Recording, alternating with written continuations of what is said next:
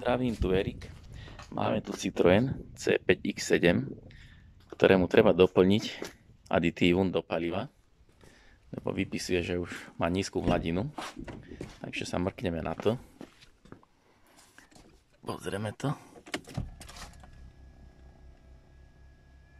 Vypisuje servis. No, nízka hladina aditíva. Takže určíme si podľa čísla orga, že aký druh aditíva tam ide. To číslo orga je nájditeľné na stĺpiku vozidla. Ono sú tu viac tých druhov. Tu je Eolis DP42, Eolis 176 alebo Infineum. Potom je Eolis Powerflex a Eolis Extend, ktorý nahrádza to Infineum alebo 176 Eolis. Pozrieme si číslo orga na vozidle.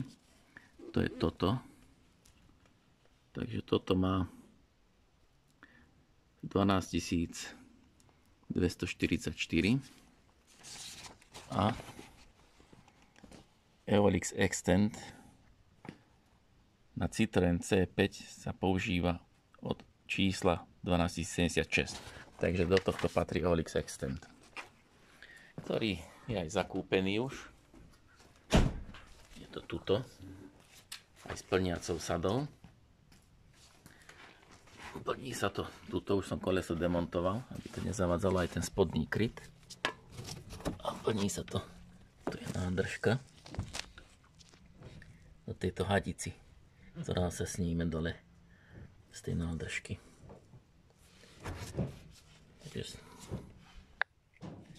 Takže naskrutkujeme si plniacu sadu na túto bandasku.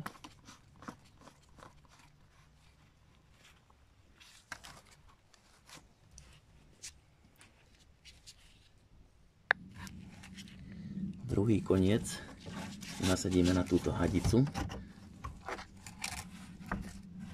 čo je na nádržke. Takto.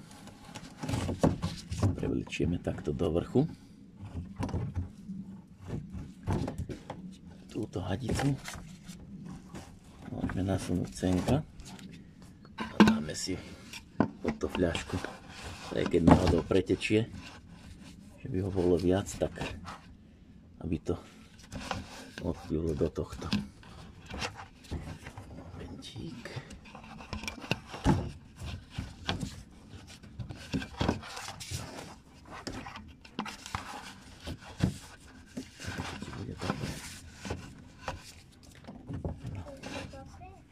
Je to dobré.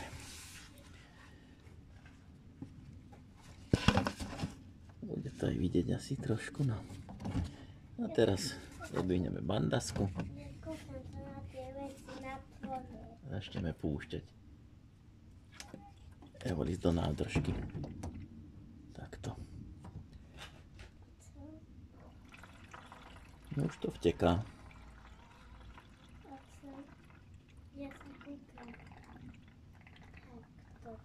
Už to vteká dnuka.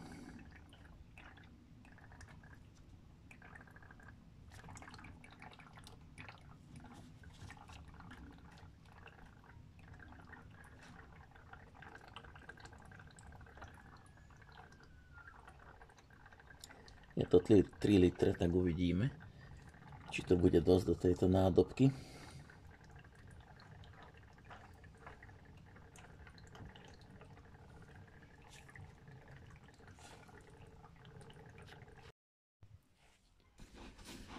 Takže naplnili sme, vošlo tam necelé 3 litre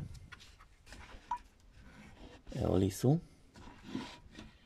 Stále to pretieklo do tohto pohára tu, do tejto fľašky, zbytočný Eolis. Túto hadičku snímeme dole.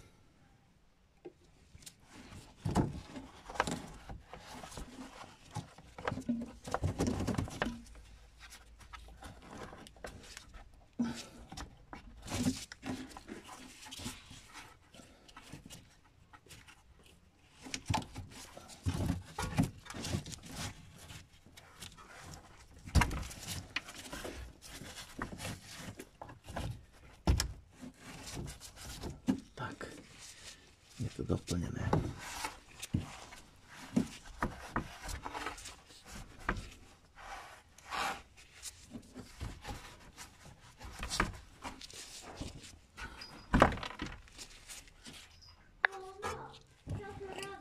Troška to očistíme.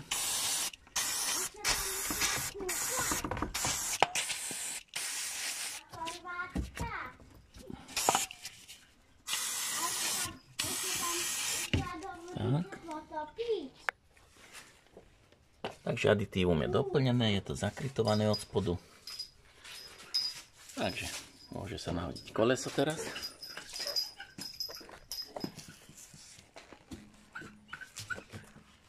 A potom pôjdeme diagnostikou nastaviť doplnenie.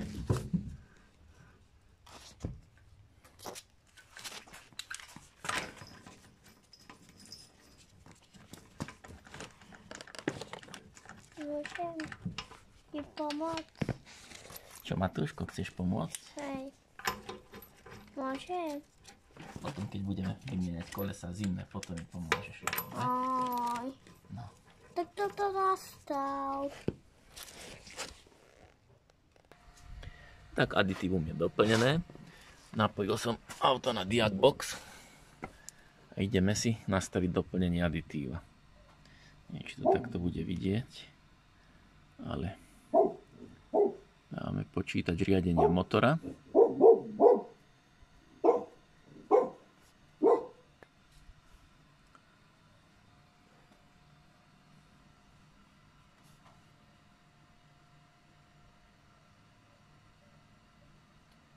Klikneme na opravársky. Sada opravársky. Náhradné diely.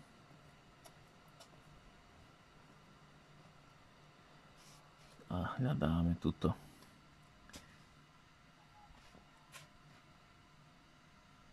Naplnenie nádržky aditíva do nafty. Klikneme na to. Vypnúť a zapnúť zapaľovanie.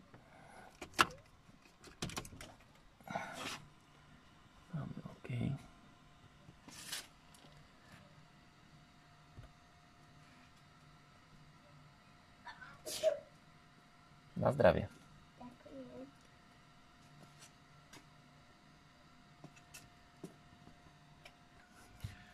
A teraz ideme ešte do kolónky zásah na filtr pevných častíc po prodejným servisu. Klikneme na to. Výmena filtra pevných častíc a zásah na okruhu aditivácie. Naplnenie nádržky aditíva do nafty.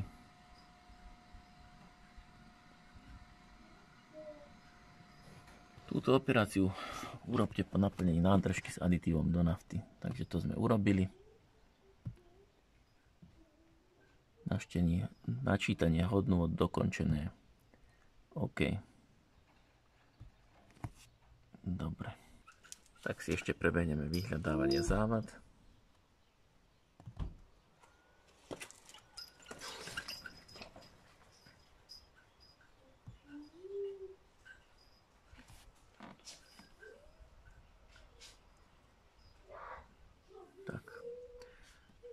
A je to bez závady teraz.